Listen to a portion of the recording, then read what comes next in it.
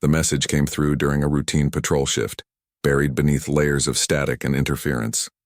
Nina Ortiz had been monitoring deep space frequencies for 3 years now, and most days brought nothing but cosmic background noise and the occasional automated beacon. She almost missed it entirely. The signal was weak, fragmented, desperate. Her fingers moved across the console with practice speed, isolating the frequency and cleaning up the transmission. What emerged made her blood run cold. "This is Merchant Vessel Tiderunner requesting immediate assistance. We are under attack. Repeat, under attack. Civilian ship with 240 souls aboard. 47 are children. Our shields are failing. They're trying to board us. Please, anyone who can hear this, we need help." The voice belonged to someone who knew they were probably going to die. Nina had heard that tone before during her training simulations. But this wasn't a simulation. She forwarded the message up the chain of command within seconds, then started analyzing the source coordinates. Her screen painted a grim picture. The signal originated from the Ashfall Nebula, deep in unclaimed space. Worse, it was close to Krovar territory. Admiral Robert Hayes received the report in his quarters while reviewing supply manifests. He was a tall man with gray threading through his dark hair, his face marked by years of difficult decisions. He'd commanded the 3rd Terran Defense Fleet for 8 years, earning a reputation as someone who got results but rarely smiled. The fleet crews called themselves the Reapers with a mixture of pride and dark humor. Hayes had never discouraged the nickname. In his experience, fear was a useful tool when wielded correctly. He read Nina's report twice, then checked the coordinates himself. The Ashfall Nebula. Of all the places in the galaxy, it had to be there. 20 years ago, that nebula had been the site of the worst battle of his career. He'd been a young captain then, leading a single cruiser against impossible odds. Half his crew had died in that engagement. He still remembered their names, every single one. Hayes opened a direct line to the bridge. "Get me everything we have on that distress call. I want to know who sent it, what attacked them, and how long they can hold out." Within the hour, his command staff assembled in the briefing room. Nina presented her findings to a dozen senior officers, their faces grim as they listened. The Tiderunner was a Drevalian merchant vessel, a species known for their peaceful trading practices and aquatic origins. They posed no military threat to anyone. The attacking force appeared to be Krovar based on the weapons signatures Nina had detected in the background of the transmission. "The Krovar Dominion," said Commander Dan Foster, Hayes' second officer. "They've been expanding aggressively for the past 5 years, taking territory, enslaving populations, the usual Empire playbook." He pulled up tactical data on his display. "This looks like a standard raiding party. 3 to 5 warships, probably. They'll strip the Tiderunner of anything valuable, take the crew as slaves, then scrap the ship." "The children," someone said quietly. It was Lieutenant Cass Wu, one of the fighter squadron leaders. She was young, barely 30, but she'd proven herself in combat more than once. "What happens to the children?" Nobody answered. They all knew. The Krovar had a reputation for brutality that made even hardened soldiers uncomfortable. Hayes studied the star chart displayed on the main screen. The Ashfall Nebula was outside human territory, outside any major power's official borders. Intervening would be politically complicated. The Galactic Council would have opinions. There would be diplomatic consequences. "How long to reach them at maximum burn?" Hayes asked. 14 hours, sir," replied the navigation officer. "But Admiral, we'd be crossing into disputed space.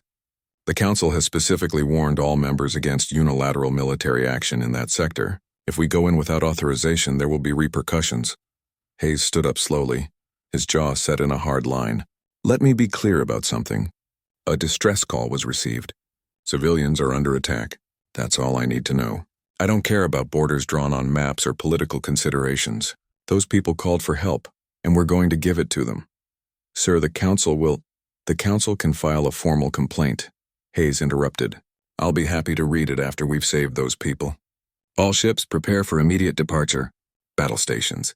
I want every vessel in the 3rd Fleet ready to jump in 30 minutes. Anyone who has a problem with this can transfer to another command right now." Nobody moved. Hayes hadn't expected them to. His crew understood what wearing a Terran Defense Fleet uniform meant. It meant you answered calls for help, regardless of politics or danger. It meant you stood between innocent people and those who would harm them. It meant doing what was right even when it wasn't easy. Nina watched from her station as the Admiral issued rapid orders. Within minutes, the entire fleet came alive with activity. Ships that had been in standby mode powered up their main drives. Weapon systems ran through diagnostic checks. Fighter squadrons prepped their craft. Medical bays stocked supplies for casualties they hoped wouldn't come, but prepared for anyway. News of their departure spread through official channels and unofficial ones. Within hours, the Galactic Council knew. Within hours, so did the Krovar Dominion. And within hours, every species that had ever heard stories about human military forces felt a familiar chill. The Reapers were moving, and history had taught the galaxy one clear lesson about humanity's Third Fleet. They didn't lose. They didn't quit, and they absolutely did not leave anyone behind. Hayes stood in his ready room, looking at an old photograph mounted on the wall.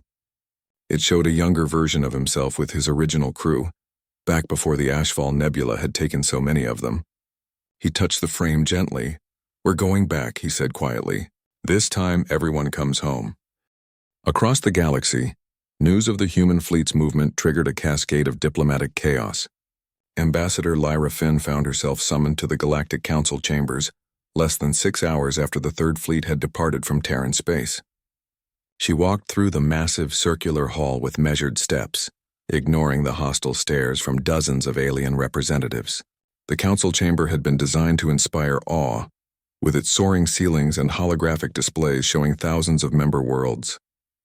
Right now, it just felt like a courtroom.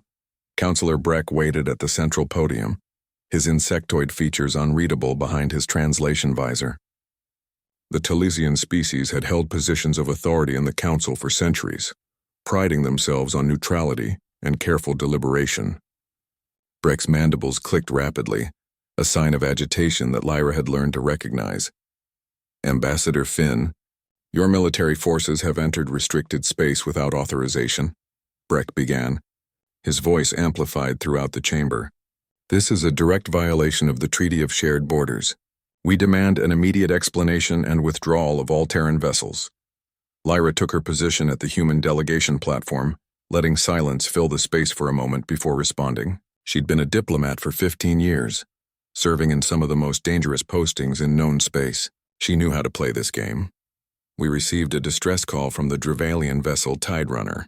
A civilian ship with children aboard was under attack," we responded. "That's what civilized species do." Her voice remained calm, matter-of-fact, as if she were discussing routine trade agreements rather than potential interstellar incidents. The chamber erupted in overlapping protests. A Krovar representative, his scaled features twisted in anger, demanded recognition. Breck granted it with obvious reluctance. "The humans have no jurisdiction in that sector. This is an act of aggression, a clear attempt to expand their influence through military force. The Krovar Dominion protests this violation in the strongest possible terms." Lyra didn't wait for permission to respond. "Strange that you're so concerned about our ships in that region. Perhaps you could explain why Krovar vessels were attacking an unarmed merchant ship. Or does the Dominion believe that enslaving peaceful traders falls under your jurisdiction?" The Krovar representative's throat sacs inflated, another display of rage.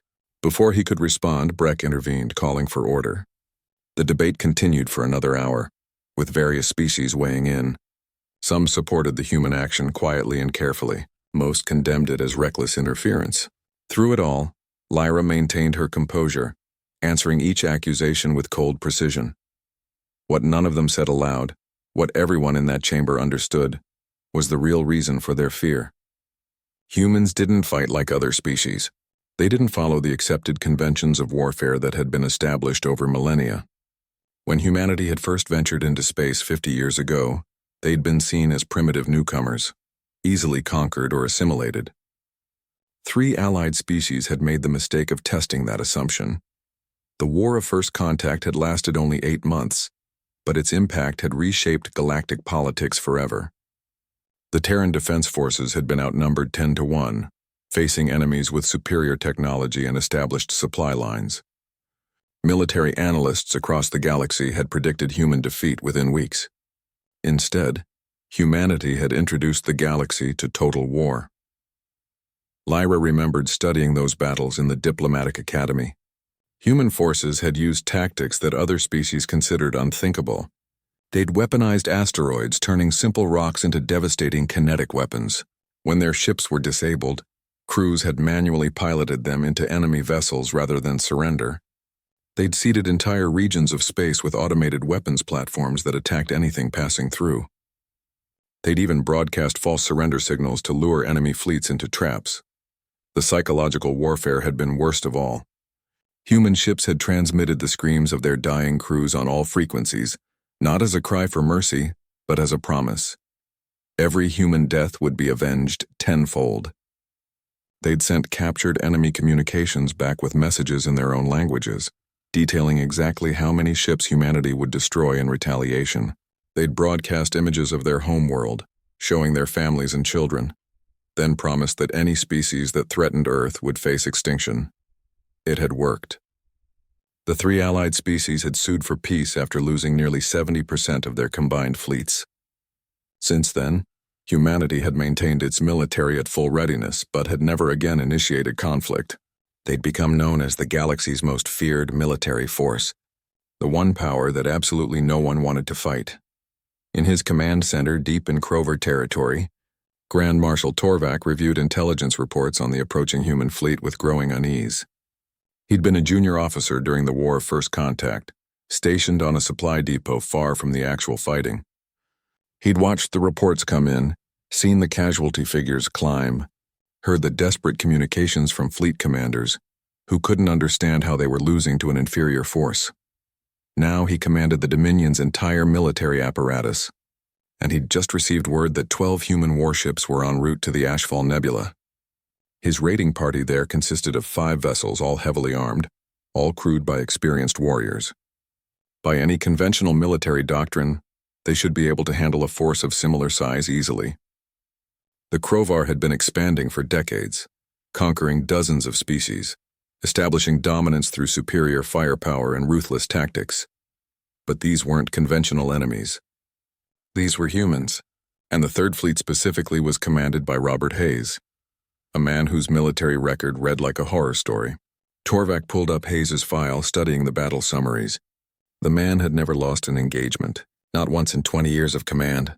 His tactics were unpredictable, brutal, and devastatingly effective. Torvak's second officer, a younger commander named Vren, noticed his superior's expression. "Marshal, surely you're not concerned about a dozen human ships? We have full fleet assets available if needed. We could mobilize 40 vessels within a day." "That's exactly what the Alliance thought during first contact," Torvak replied, his voice heavy. "They had numbers, technology, experience. The humans had desperation and creativity. Guess who won?" He closed the files and made a decision. Send orders to Commander Dern at the Ashfall Nebula. Tell him to complete his mission quickly and withdraw before the human fleet arrives. If he encounters them, he's to avoid engagement and retreat immediately. "Marshal, that's an order. The Dominion didn't become powerful by fighting battles we don't need to win. Let the humans have their moment of heroism. We'll find easier prey elsewhere." But the message would take hours to reach Commander Dern, and the humans were already much closer than Crovar intelligence had estimated. Hayes had pushed his ships beyond safe operational speeds, straining their engines to gain precious minutes. Every sensor officer in the fleet monitored their approach vector, calculating arrival times down to the second. Dan Foster moved through the lower decks, checking on crew readiness. He found soldiers preparing not just weapons but medical supplies, rescue equipment, cutting tools for breaching damaged hull sections. These weren't troops preparing to conquer. They were preparing to save lives while simultaneously ready to take them if necessary. A young Marine stopped Foster in the corridor. "Sir, is it true what they say about the Crovar?" "What they do to prisoners." Foster met the soldier's eyes directly.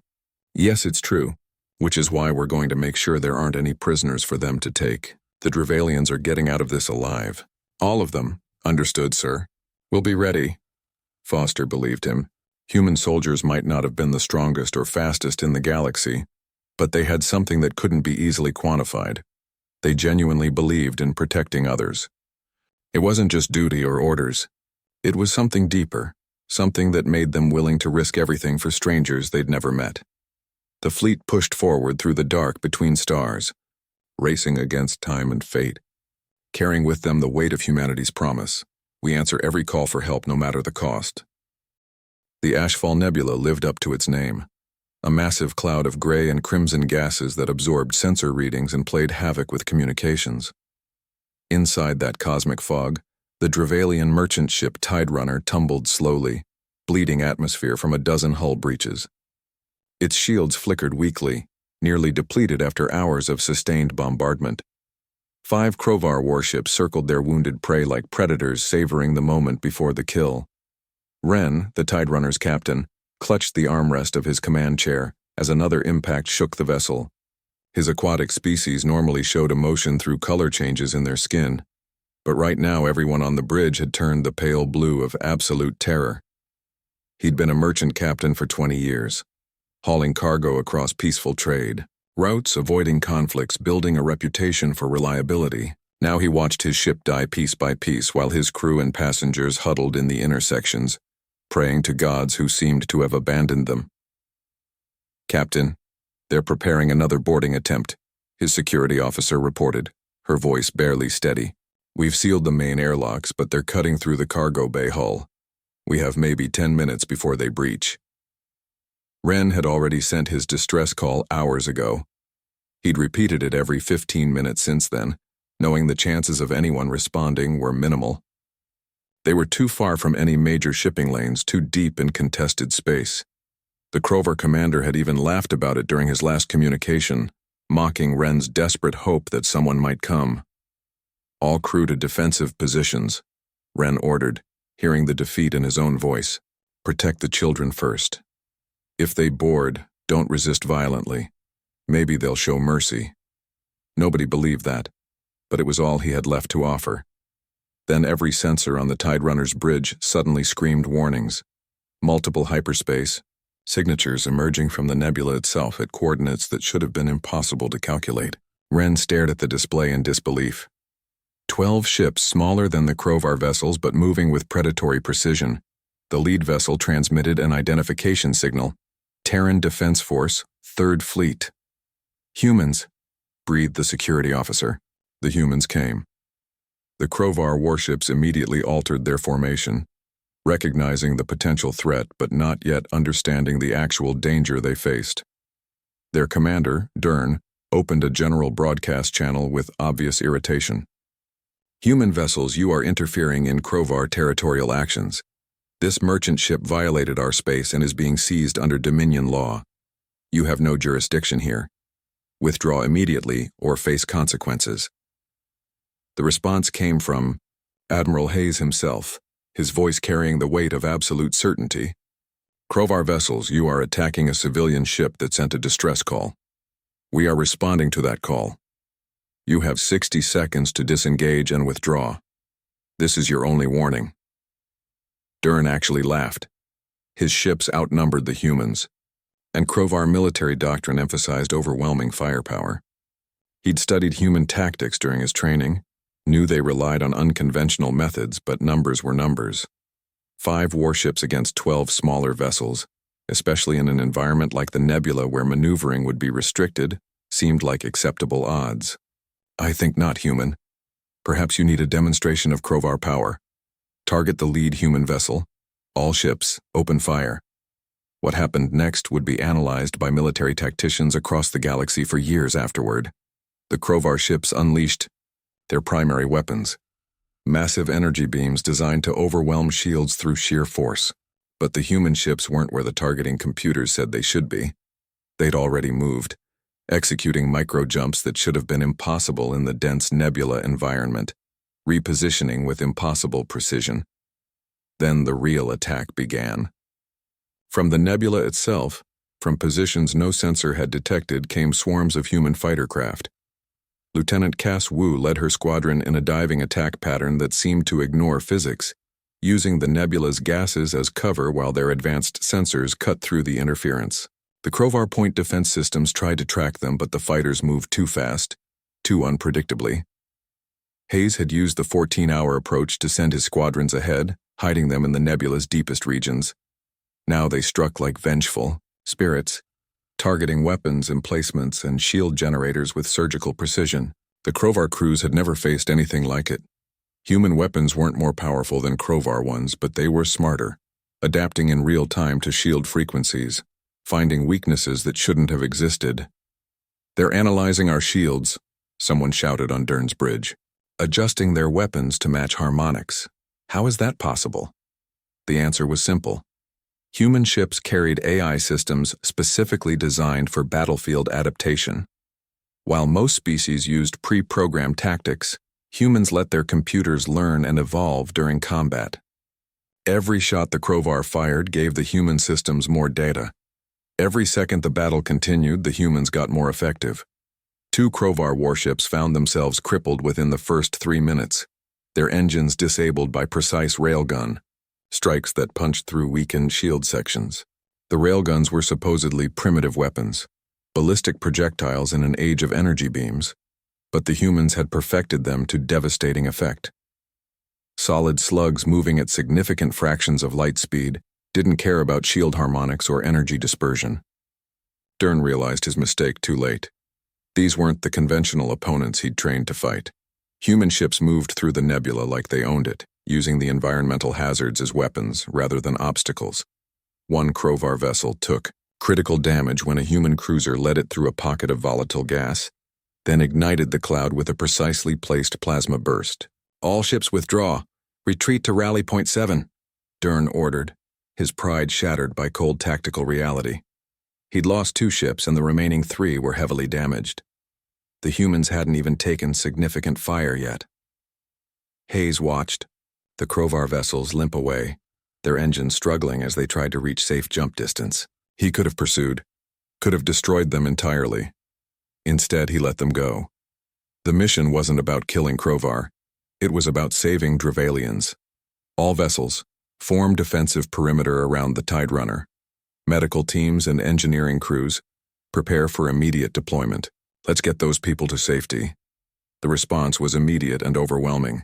Human ships surrounded the damaged merchant vessel like protective guardians. Boarding tubes extended, creating safe passages between ships. Within minutes, human Marines were moving through the Tide Runner's corridors, but instead of weapons, they carried medical supplies and repair equipment. Wren watched in stunned amazement as humans worked alongside his crew, treating wounded Drevalians with the same urgency they'd show for their own people. A human medic carefully bandaged one of the Drevalian children, speaking softly in broken Drevalian trade language, trying to comfort the frightened youngling. The child, a small amphibious creature with large eyes still wet with tears, reached into a pocket and pulled out a small toy, one of the traditional carved figures Drevalian children carried for luck. She pressed it into the medic's hand, a gesture of gratitude that transcended language barriers. The human looked at the simple gift, then carefully attached it to their vest webbing, treating it like the most valuable metal. "Thank you," the medic said quietly. "I'll keep it safe. I promise." Hayes descended to the Tide Runner's bridge personally, finding Wren still in his command chair, looking like he'd aged a decade in the past few hours. The Admiral extended his hand in the human gesture of greeting, which Wren understood from his trading days. "Captain Wren, I'm Admiral Hayes. We're here to help. Your ship took serious damage, but my engineers say it's repairable. We'll get you mobile again, then escort you to safe space." Wren took the offered hand, feeling the strength in the grip. "You came. You actually came. We're not even part of your alliance, not under your protection. Why would you risk your ships, your people, for strangers?" Hayes's expression softened, slightly, showing the human beneath the military commander. "Because you called for help, Captain. That's all the reason we need. That's all the reason we'll ever need." Outside the ship, human engineers worked in the void, welding hull plates and restoring systems. Fighter squadrons maintained patrol patterns, ensuring no Crovar forces returned. And in the command center of his flagship, Dan Foster was already analyzing the brief battle, knowing it wouldn't be the last. Grand Marshal Torvak received the report of Dern's defeat. While reviewing troop deployments for an entirely different operation, he read the summary 3 times, each reading making his skin flush darker with rage. 5 warships driven off by a smaller human force. 2 vessels crippled. Casualties minimal only because Dern had retreated before complete destruction. It was humiliating. Worse, it was public.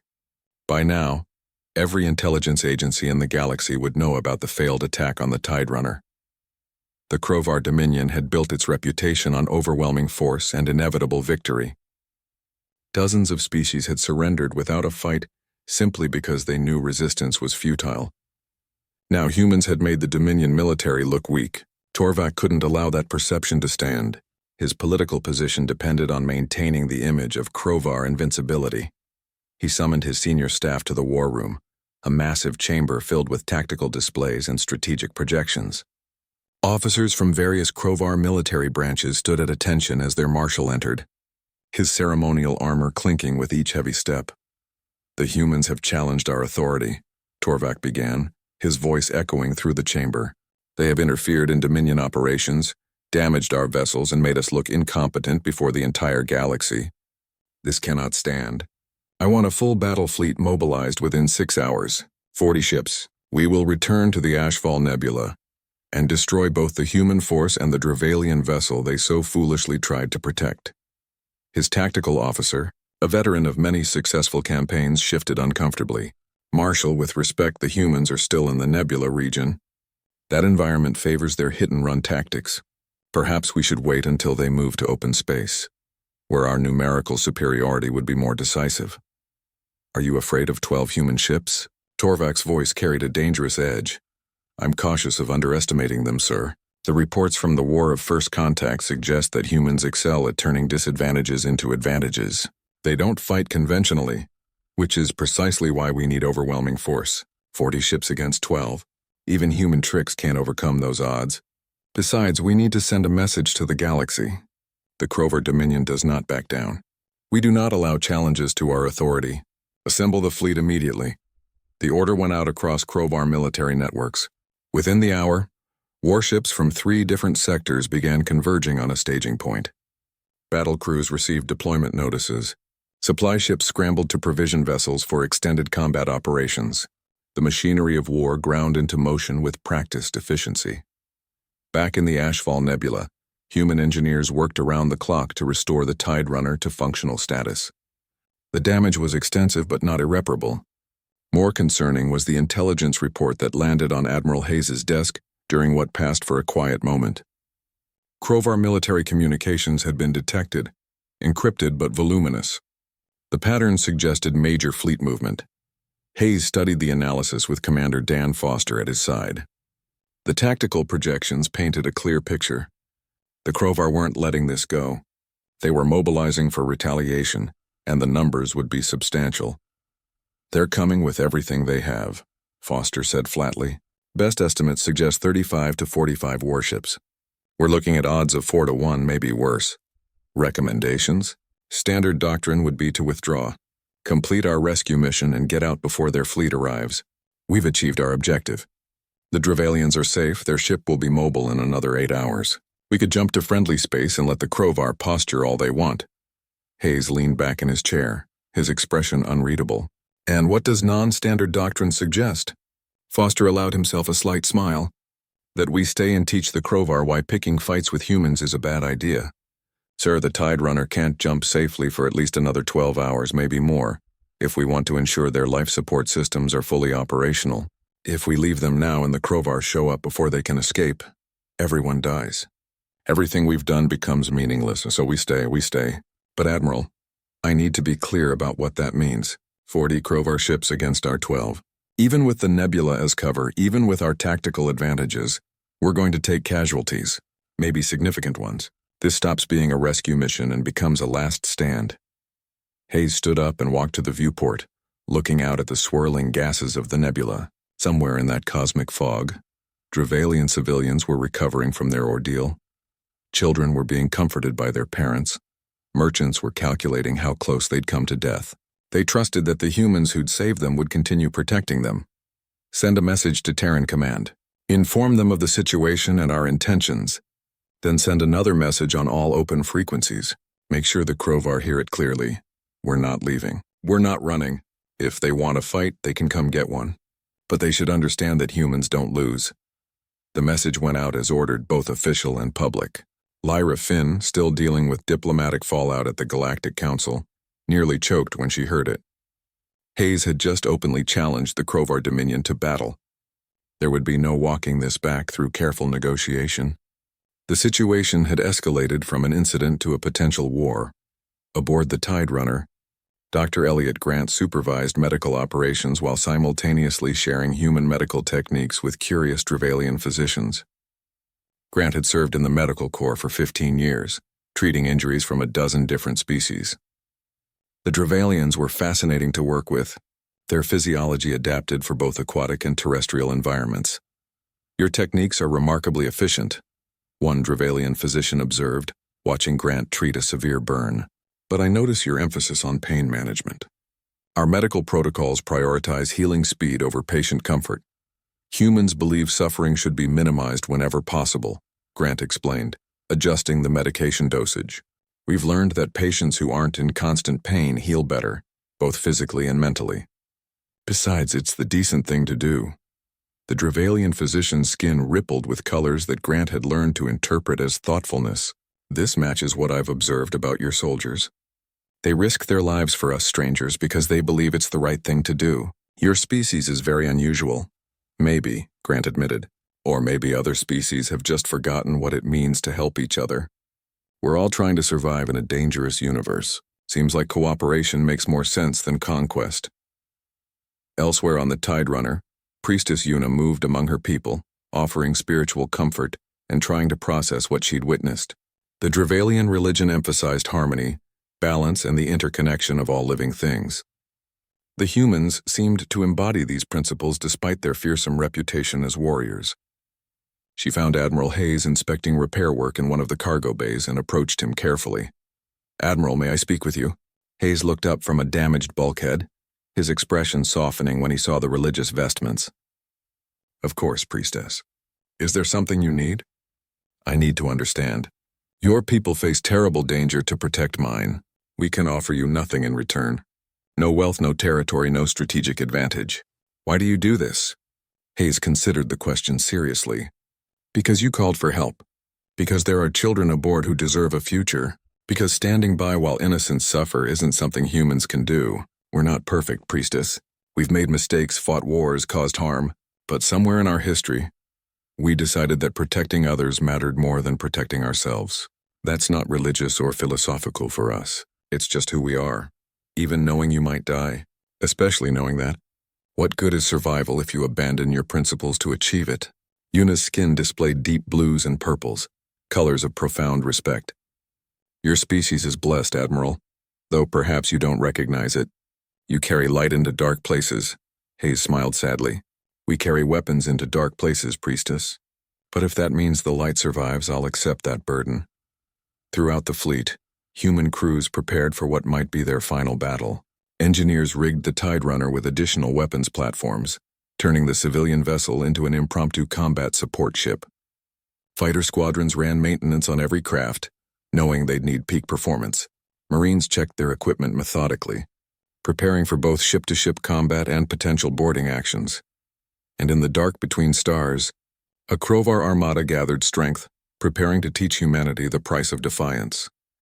The Krovar fleet emerged from hyperspace in a formation designed to inspire terror. 40 warships arranged in a massive hammer configuration, engines blazing, weapons powered and ready. Grand Marshal Torvak himself commanded from his flagship, a vessel 3 times the size of the largest human ship. His sensors immediately painted the tactical situation. 12 human vessels arranged in a defensive sphere around the damaged Drevalian merchant ship. Torvak opened a general broadcast, his voice amplified to reach every ship in the combat zone. "Human fleet, you are outnumbered more than 3 to 1. You have interfered in Krovar Dominion affairs for the last time. Surrender immediately and you will be allowed to leave with your lives. Refuse and we will destroy every last one of your vessels. You have 5 minutes to decide." Admiral Hayes received the ultimatum in silence, then turned to Dan Foster with an expression that might have been amusement. "Did he really just give us an ultimatum?" "In our language, no less." "How considerate, sir, your response?" Hayes activated his own broadcast system, ensuring his words would be heard by both fleets and, more importantly, recorded for posterity. "Grand Marshal Torvak, this is Admiral Robert Hayes of the Terran Defense Force. We received a distress call from innocent civilians under attack. We responded to that call as any decent species would. We will continue protecting these people until they're safe. Your numerical advantage means nothing. We're humans, We don't surrender. We don't run. And we certainly don't abandon people who need our help. If you want to test yourself against the Third Fleet, come ahead. But understand something clearly. You won't like how this ends. The 5-minute deadline expired. Torvak's response was immediate and decisive. All ships advance and attack. Destroy the human fleet. The Krovar armada surged forward in perfect formation, a wall of firepower that should have been unstoppable. But Hayes had spent the past 12 hours preparing for exactly this moment. His ships didn't charge forward to meet the enemy. Instead, they scattered into the nebula like seeds on the wind, each vessel following pre-calculated vectors that seemed random, but formed a complex web of overlapping defensive positions. Now, Hayes ordered simply. The nebula itself became a weapon. Human engineers had spent those 12 hours seeding the area with thousands of sophisticated mines, each one disguised as debris or naturally occurring particles. The Krovar advance triggered the first wave almost immediately. Explosions bloomed throughout their formation, not powerful enough to destroy ships outright, but devastating to shields and sensor arrays. They've mined the entire combat zone, someone shouted on Torvak's bridge. We're taking damage across all forward sections. Maintain formation! Push through. We still have overwhelming numbers. But the humans weren't done. From concealed positions throughout the nebula, human ships struck with surgical precision. They didn't engage in the traditional exchange of broadsides that characterized most space combat. Instead, they hit fast and hard from impossible angles, targeting specific systems with weapons calibrated to exploit the chaos created by the mine strikes. Lieutenant Cass Wu led her fighter squadron in a maneuver that defied conventional tactics. Her craft dove through a pocket of volatile nebula gas that should have disabled their engines, emerging directly behind a Krovar cruiser that had pushed too far ahead of its support ships. Her squadron unleashed their full payload in a coordinated strike that overwhelmed the cruiser's rear shields, crippling its main drive. Splash 1 cruiser, Wu reported, already vectoring toward her next target, moving to attack Vector 7. 3 more Krovar vessels found themselves isolated by the human tactical formations, cut off from their fleet and subjected to concentrated fire. The humans used the nebula's sensor interference to their advantage, appearing and disappearing like ghosts, never staying in one place long enough for the Krovar targeting systems to lock on effectively. Torvak watched his carefully planned assault devolve into chaos. His ships were reporting conflicting sensor readings, weapon systems struggling to adapt to human countermeasures, communication disruptions that prevented effective coordination. This wasn't the decisive victory he'd envisioned. It was turning into a nightmare. Reform defensive perimeter. Pull back damaged vessels. The orders were sound, but execution in the confusing environment proved nearly impossible. The Krovar crews were experienced and well-trained, but they'd been taught to fight in open space with clear sensor readings and predictable tactics. The humans had thrown out every rule of conventional warfare. Then the Tide Runner joined the battle. Captain Wren had watched the human engineers install weapons platforms on his merchant vessel with growing amazement. Now those platforms came alive, targeting Krovar ships with surprising accuracy. The Tide Runner wasn't a warship and couldn't survive direct combat. But positioned behind the human defensive lines, it served as a mobile artillery platform that added crucial firepower to the engagement. Commander Foster coordinated the overall tactical response from his cruiser, his screen showing the complex dance of combat unfolding. Every human ship maintained constant communication, updating positions and sharing targeting data in real time. It was a level of coordination that Krovar couldn't match, partially because their doctrine emphasized individual ship commanders maintaining authority, and partially because human AI systems could process and share information faster than biological crews. Flagship is targeting the Tide Runner, someone warned. Torvak, frustrated by his inability to pin down the human warships, had decided to eliminate the source of this entire incident. His flagship's main weapon swung toward the vulnerable merchant vessel. Wu, intercept, Foster ordered immediately. What happened next would be remembered in military academies for generations. Cass. Wu's fighter squadron executed what became known as the Ashfall Run, a suicide maneuver, where 12 small craft positioned themselves directly between a battleship's main cannon and its intended target. They couldn't block the shot, but they could throw everything they had at the cannon itself, trying to disable it before it fired. Wu's fighters screamed in at maximum acceleration, their weapons tearing into the flagship's weapon systems. Point defense fire shredded several of the small craft, but the survivors reached their target. Wu herself fired her last missile directly into the cannon's charging chamber at point-blank range, then pulled up hard to avoid the resulting explosion. 6 fighters were lost. The rest limped away with critical damage, but the flagship's main weapon was disabled and the Tide Runner survived. "Foster, get rescue teams to those pilots now," Hayes ordered, his voice tight with emotion. Those pilots had just sacrificed themselves for a ship full of aliens they'd never met. The battle continued for another brutal hour. The Krovar fleet, designed for overwhelming assaults, found itself ground down by precision strikes and tactical superiority. Every advantage they should have had, numerical superiority and heavier weapons, meant nothing in an environment where they couldn't use those advantages effectively. Human ships darted in and out of engagement range, never committing to a direct firefight, always preserving their most valuable asset, mobility. Torvak stared at his tactical display in disbelief. He'd lost 8 ships outright, destroyed or disabled beyond repair. Another 15 had taken severe damage. His fleet was scattered, disorganized, and demoralized. Meanwhile, the humans had lost 3 vessels and several fighters. It was impossible. It shouldn't be happening. But it was. A priority communication came through from his government. The political leadership had been monitoring the battle through intelligence channels. Their message was brief and devastating: withdraw immediately. The political cost of losing the entire fleet would destroy the Dominion's credibility forever. Torvak wanted to argue, wanted to prove that Krovar's strength would prevail. But he'd seen enough. These weren't lucky victories or flukes. The humans were simply better at this, better at adapting, better at coordinating, better at turning disadvantages into strengths. Pride wasn't worth the complete destruction of his fleet. "All ships disengage and prepare for withdrawal," he ordered, the words bitter in his mouth. "Fall back to rally point and prepare for hyperspace jump." But as his remaining vessels attempted to withdraw, they discovered the humans had one final surprise. Their withdrawal vectors were blocked by precisely positioned minefields. The electromagnetic disruption made safe hyperspace calculation impossible. They were trapped until they could clear the mines or move to different coordinates, and the human ships weren't going to give them that time. Grand Marshal, his communications officer, reported quietly, "We're receiving a transmission from Admiral Hayes, audio only." "Put it through." Hayes's voice came through with infuriating calm. "Marshal Torvak, your fleet is in a difficult position. I could continue this engagement and probably destroy most of your remaining vessels. But I'd rather not. Too many people have died today already. So here's what's going to happen. You're going to shut down your weapon systems and wait while we clear a safe withdrawal path.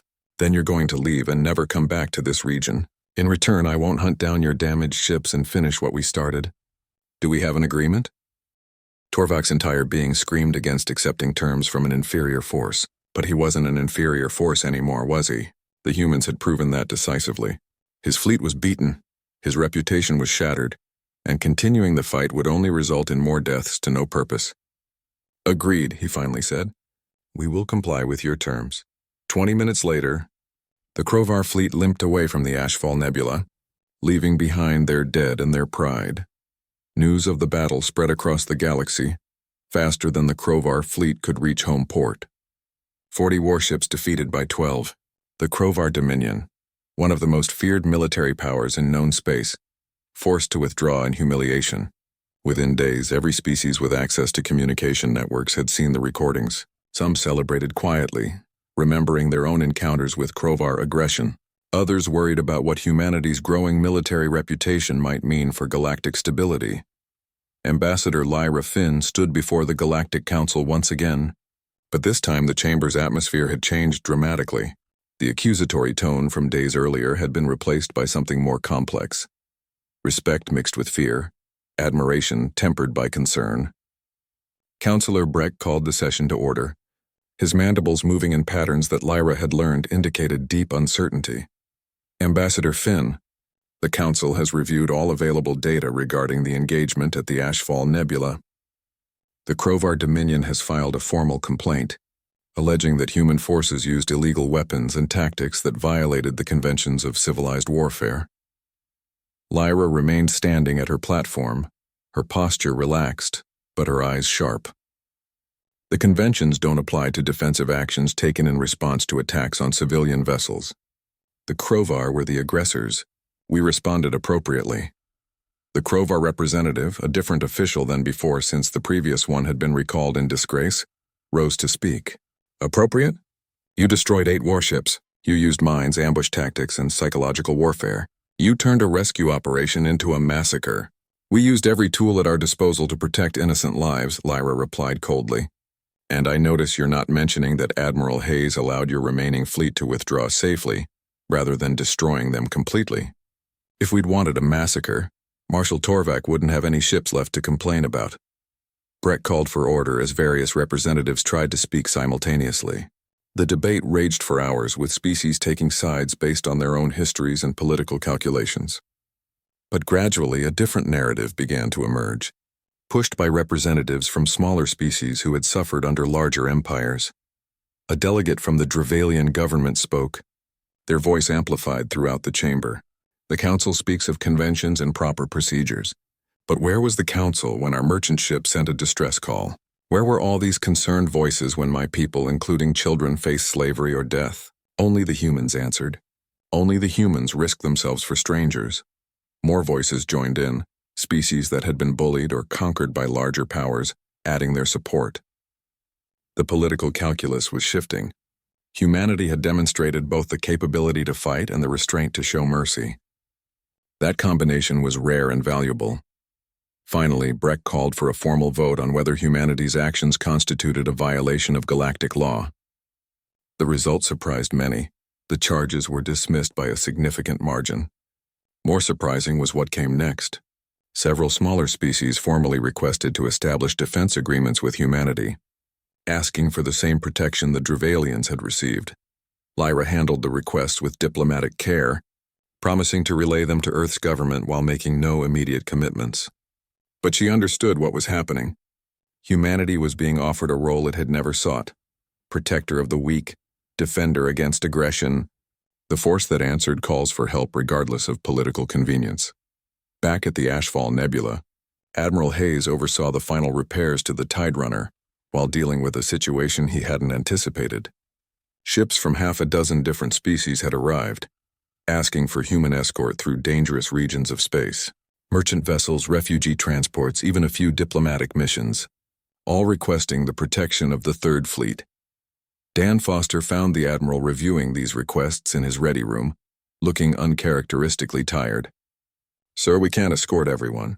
We're a military fleet, not a transportation service." "I know," Hayes replied. "But look at these requests, Dan. Traders who've been paying protection money to pirates for years. Refugees fleeing persecution. Scientists trying to reach colonies through contested space. They're coming to us because nobody else will help them. So what do? Hayes made his decision, knowing it would have far-reaching consequences. We help who we can, prioritize the most vulnerable, and we send a message to Terran Command recommending the establishment of a dedicated rapid response force, specifically for answering distress calls in unclaimed space. If the galaxy wants humanity to be its guardian, we might as well do it properly." Captain Wren approached Hayes the day before the Tide Runner was scheduled to depart, moving slowly due to injuries still healing. The Drevalian captain had aged visibly during the ordeal, but his eyes showed strength that hadn't been there before. "Admiral, my people wish to present you with something," Wren gestured, and several Drevalian crew members approached carrying an ornate container. "This is a gift from our homeworld. It's called a memory stone, created by our artisans to commemorate significant events. This one shows the battle, the rescue, and the names of every human who died protecting us." Hayes accepted the gift with genuine emotion. "Captain, your people don't owe us anything. We were just doing what was right. That's precisely why we owe you everything, Admiral. You've shown the galaxy that strength can be used for protection rather than conquest. That's a lesson worth remembering." The Tide Runner departed the next day, escorted by 2 human destroyers until it reached safe trade routes. Aboard the merchant vessel, Drevalian children played with toys gifted by human crew members, while adults spoke of the humans with a reverence usually reserved for mythical heroes. Priestess Yuna spent the journey composing a new text for Drevalian spiritual teachings, one that spoke of light-bearers who came from distant stars to protect the helpless. She knew the story of this rescue would be told for generations, shaping how her species viewed courage, sacrifice, and the true meaning of strength. At the Krovar Dominion's military headquarters, Grand Marshal Torvak faced a tribunal investigating the defeat. The political fallout had been severe, with several officials losing their positions and the Dominion's expansion plans halted indefinitely. Torvak himself would be demoted, his career effectively over, but as he stood before his judges, preparing to accept responsibility for the failure, he found himself thinking about Admiral Hayes's final words during the battle. The human had offered mercy when destruction would have been easier. That act of restraint had saved Krovar lives while simultaneously demonstrating total dominance. It was a level of strategic thinking that Torvak could only admire. What should we do about the humans? One of the tribunal members asked. Torvak answered honestly. Leave them alone. Don't threaten their interests, don't attack their allies, and never ever harm anyone under their protection. The humans fight like demons, but they act like angels. As long as you don't give them reason to consider you an enemy, they'll leave you in peace. But cross that line, and no amount of military strength will save you. The report was filed and quietly distributed to Krovar military commanders across the Dominion. It contained detailed analysis of human tactics, weaknesses in Krovar doctrine, and recommendations for avoiding future conflicts. The final note was simple and stark. Humanity is not to be engaged under any circumstances without direct approval from the highest government authority. Across the galaxy, similar reports were being compiled by military analysts from dozens of species. The battle at the Ashfall Nebula had provided vast amounts of data about human warfare capabilities. The conclusions were remarkably consistent. Humans were not the strongest species or the most advanced, but they were the most dangerous because they refused to accept defeat and adapted to any situation. More importantly, they had established a reputation that transcended military capability. They were the ones who answered distress calls, the ones who protected the innocent, the ones who would risk everything for strangers. That reputation made them powerful in ways that weapons never could. 3 weeks after the battle, Admiral Hayes received a new communication. It came from a remote mining colony in a barely explored sector, far beyond any major trade routes. The message was brief and desperate. This is Colony 7. We are under attack by unknown hostile forces. Casualties mounting. Request immediate assistance. Please, someone help us. Hayes looked at the message, then at his crew, seeing the same determination in their eyes that he felt. They were tired. Their ships needed repairs, and they'd already pushed beyond what anyone could reasonably expect. But none of that mattered. Commander Foster, plot a course to these coordinates. Maximum speed. Sir, that's going to take us 3 days from the nearest support station. If we run into trouble, we'll handle it. We always do. Send a message to Colony 7. Help is on the way. The Third Fleet never leaves anyone behind. As his ships prepared for departure, Hayes opened the container Wren had given him and examined the memory stone inside. The Drevalian artisans had captured something important in their work. Not just the battle, but the moment after, when human medics had treated Drevalian wounded. When Marines had shared their rations with frightened children. When strangers had become something more. The stone showed humans not as conquerors or warriors, but as protectors. Hayes traced the carved names of the crew members who hadn't made it home, promising silently to honor their sacrifice by continuing the work they'd died for. Behind his fleet, other ships began to follow. Merchants seeking protection, peacekeepers from smaller species looking for inspiration, even a few vessels from major powers, curious about humanity's methods and motivations. They formed an impromptu convoy, drawn by the promise that someone would answer if they called for help. In the depths of space, a new order was taking shape. One built not on conquest or dominance, but on the simple principle that distress calls deserved answers. That the strong should protect the weak. That every life mattered, regardless of species or politics. The Reapers flew toward their next rescue, and behind them the galaxy watched and wondered. Humanity had been feared for their capacity to wage war.